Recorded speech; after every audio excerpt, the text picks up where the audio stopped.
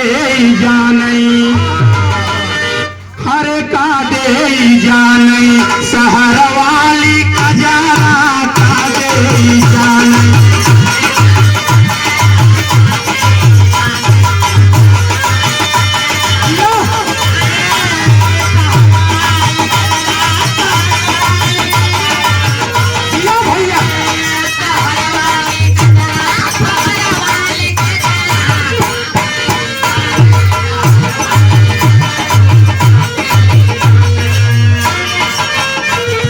आगे पीछे जिन हो जा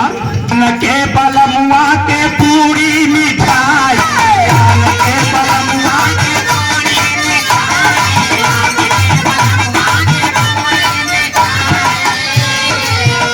कहीं अपने बलम के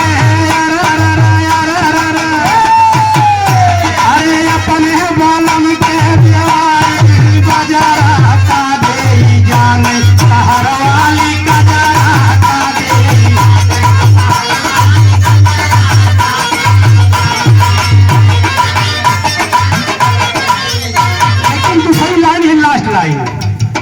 कहायान से बलमुआ से मीठ मीठ बोलियान